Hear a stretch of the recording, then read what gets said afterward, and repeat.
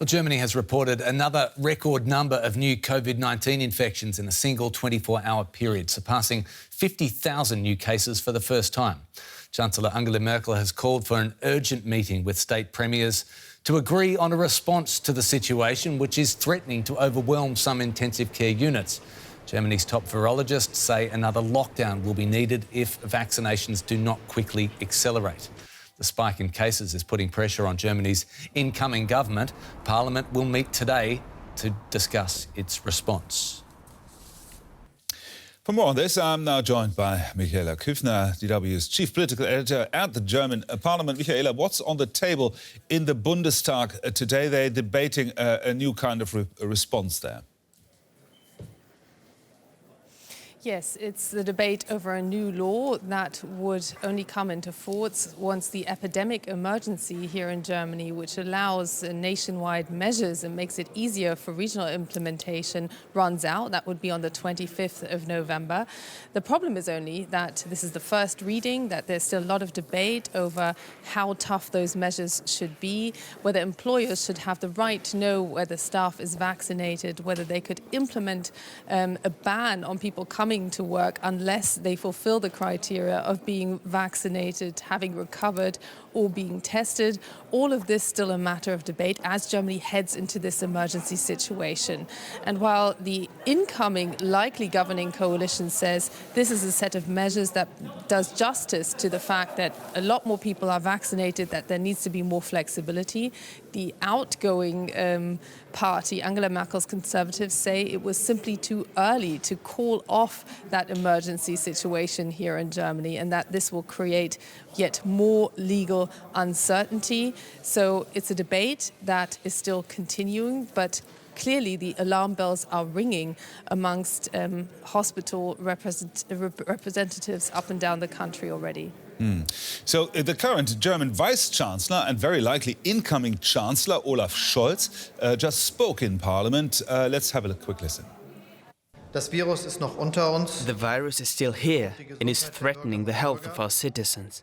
Therefore, it is very, very important that we take all measures to be sure that we can protect their health. Even though the situation is different because so many are vaccinated, it is still not good. In particular because not enough citizens have taken the vaccine so far. Olaf Scholz speaking there. Michaela, any signs in his speech, that was of course much longer, that he's actually taking charge? Yes, because what he said actually doesn't sound that dissimilar to what Angela Merkel is saying right now. The virus is still here. It is sounding more presidential, more chancellorish. The only problem is that there is not enough coordination. That's certainly what health officials are saying. The key expert here in Germany, Professor Drosten, saying that contact restrictions, as in potential lockdowns, would be needed to break this fourth wave. Well, all sides are very far away from that.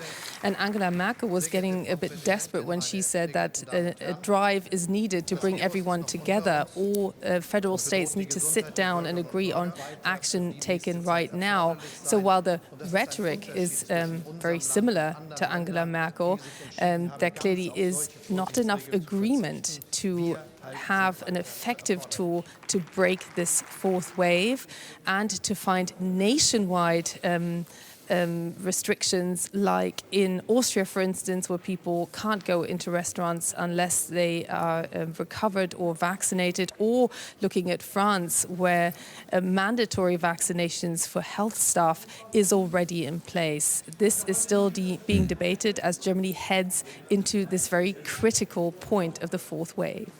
Michaela Küffner there, our chief political correspondent. Thank you, Michaela. And let's talk a bit more about the fourth wave here in Germany. I'm now joined by Thorsten Lehr. He's a professor for clinical pharmacy and a data analyst at Saarland University in Saarbrücken. How bad is the situation in Germany right now, in your opinion? Yeah, I would say currently we are facing really a very horrible situation. So the numbers are increasing, and our calculations say that if nothing happens, we would face weekly incidences by the end of the month, which would be a way of above 400, more in the region of 500. OK. Now, a year ago, no one was vaccinated, and the number of daily infections were a fifth of what they are now.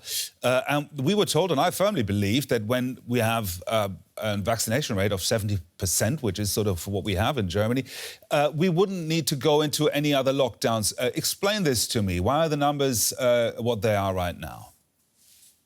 Yeah, I think the situation has changed compared to last year. I mean, we're now facing a new variant of concern. So the Delta variant has a much higher reproduction rate. So it is double as infected as the wild type as we had last year. And so that means really one infected can now infect 6 healthy people, vaccinated or unvaccinated, where it has been only 3 with the wild type. And that means that that this is more or less like a situation which is a PUT situation, where you're more or less in the same situation as last year. You have vaccinated a little bit more than 50%, so 60-something percent, but that's definitely not enough. And I think with this highly reproductive virus and this mutation, now we really have to vaccinate more, but we definitely have to do more than just vaccination. I think at the moment it is very important that we really are going towards a lockdown or some very restrictive measures to really restrict the contacts between the persons. How realistic is that, you think, politically, that we can go into another lockdown?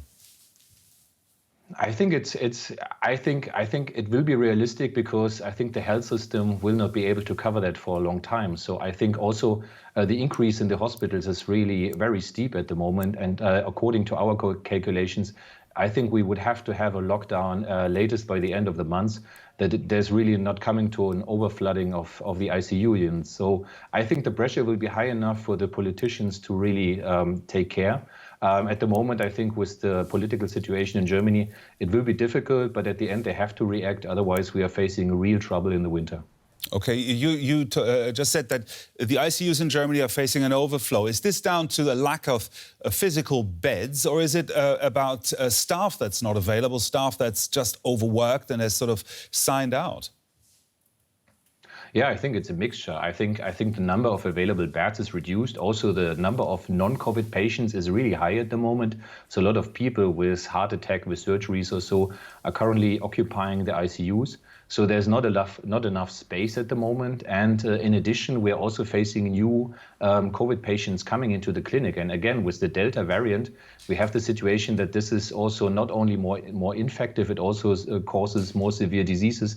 So more people have to go to the ICU. So that all comes together at the situation where we have to react. And usually also the ICU occupation, or the increase in the ICU is delayed by above, let's say, 2 weeks or so, 2 to 4 weeks, according to the numbers of cases which increase. So if we have to break, for example, the number of contacts and the restrictions, it will take 2 to 4 weeks until we see a result in the ICU. That's why we have to be proactive, and that's why we have to react more or less now, or rather sooner than later. Drosten, Professor for Clinical Pharmacy and Data Analyst at Saarland University, thank you very much. Thank you.